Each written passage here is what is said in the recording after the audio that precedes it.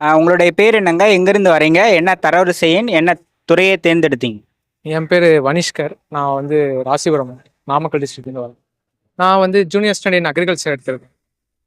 Rank வந்து 1344 1334. என்ன படிச்சிருக்கீங்க? நான் பிஎஸ்சி அக்ரிகல்ச்சர். பிஎஸ்சி. எப்போ கல்லூரி முடிச்சீங்கண்ணா? நான் 2023 முடித்தேன். எத்தனாவது முயற்சியில் வெற்றி பெற்று? இது வந்து என்னோட செகண்ட் அட்டம். எவ்வளோ கேள்விகள் போட்டீங்க? 154 போட்டிருக்காரு. கடந்த முயற்சியில் என்ன தவறு செஞ்சதா நினைக்கிறீங்க? நான் வந்து தமிழ் தான் கொஞ்சம் ரொம்ப கான்சன்ட்ரேட் பண்ணாம விட்டேன். அதாவது ஆமாம், போன வாட்டி. ஏன்னா நான் நியூ புக் மட்டும் தான், நியூ சிலபஸ் புக் தான் படிச்சிருந்தேன். ஓல்டு சிலபஸ் புக் வந்து நான் அவ்வளோவா படிக்கல. அதனால தான் மார்க் போச்சு. 161 எடுத்திருந்தேன் லாஸ்ட் அட்டம்ப்டில்.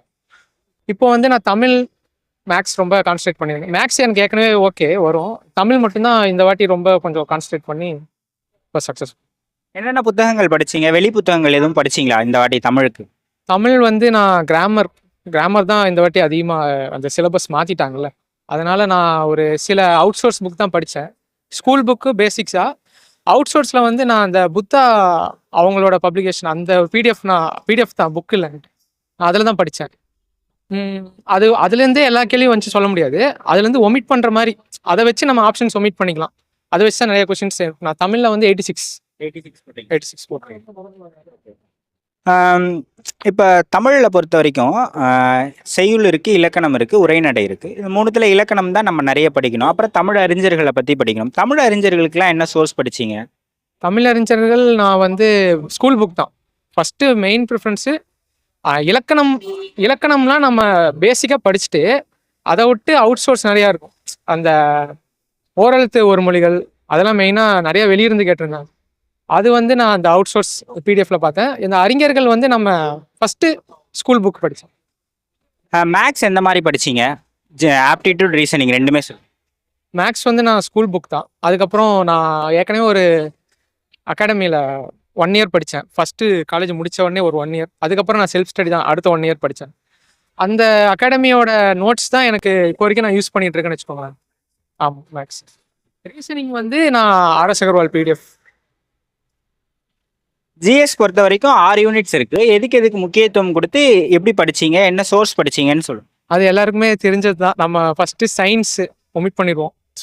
சயின்ஸ் வந்து படிக்க வேணாம் தான் என்னோட இது. படிக்கலாம், அது வந்து என்ன சொல்ல 5 கொஷின்ஸ் தான். அது என்ன படிக்கக்கூடாதான்னு கேட்பாங்க. அது இல்லை, அது எப்படியும் ஒரு ஒன் ஆர் 2 கொஷின்ஸ் நமக்கு வந்துடும்.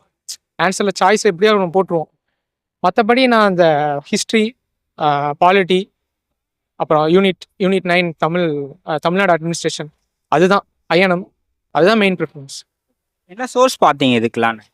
அதுவும் நான் அகாடமி நோட்ஸ் ஒன்று, அதுக்கப்புறம் ஸ்கூல் புக்ஸு 10th. முக்கியமாக ஹிஸ்ட்ரின்னு பார்த்தாவே நம்ம 11th 12th புக்கு கண்டிப்பாக படித்தோம்.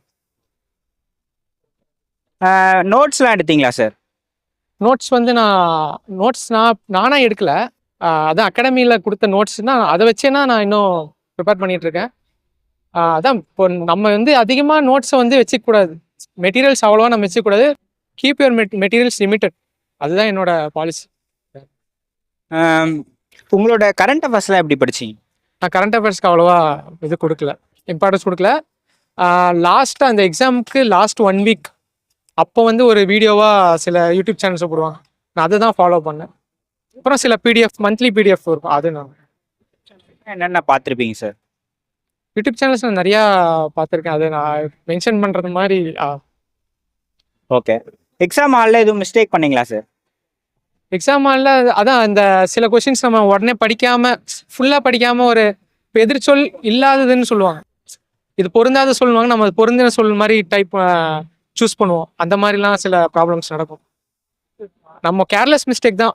எனக்கு இப்போ வரைக்குமே கேர்லெஸ் மிஸ்டேக் இருக்குது. அதெல்லாம் கொஞ்சம் ரெக்டிஃபை பண்ணணும். இன்னும் அதை மட்டும் போட்டிருந்தேன்னா இன்னும் கொஞ்சம் extra questions 3 or 4 questions extra போட்டிருப்பேன். ஃபர்ஸ்ட் டே கூட நான் வந்திருப்பேன். ஓகே. நீங்கள் என்ன மெசேஜ் சொல்கிறீங்க ஆஸ்பிரண்ட்ஸுக்கு? மெசேஜ்னா ரொம்ப ஹார்ட் ஒர்க்குன்றது ரொம்ப பண்ண தேவையில்லை. ஒரு கொஞ்சம் ஸ்மார்ட் ஒர்க்குன்றது கண்டிப்பாக வேணும்.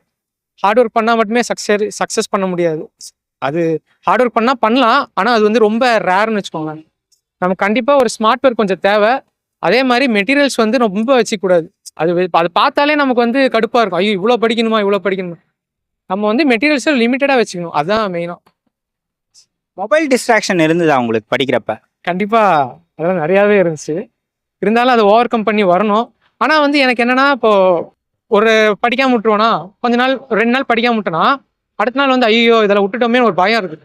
அந்த பயம் இருக்கிறதுனால தான் இப்போ கொஞ்சம் என்னால் இது பண்ண முடியும், சக்ஸஸ் பண்ண முடியும்னா பயம் இருக்கணும். செல்ஃப் டவுன் ஆனால் உங்களை எப்படி மோட்டிவேட் பண்ணிப்பீங்க?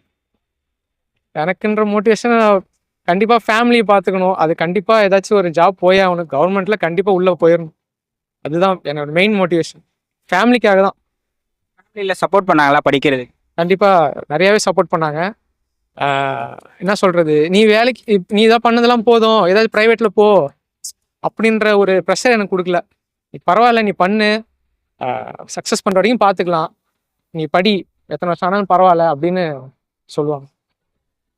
இந்த மூமெண்ட் எப்படி இருக்கு? ஆர்டர் வாங்கினது, ஃபோட்டோ எடுத்ததெல்லாம் அதை பற்றி சொல்லுவாங்க. கண்டிப்பாக ரொம்ப ஹாப்பியாக தான் இருக்குது. ரொம்ப நன்றி ப்ரோ, தேங்க்யூ.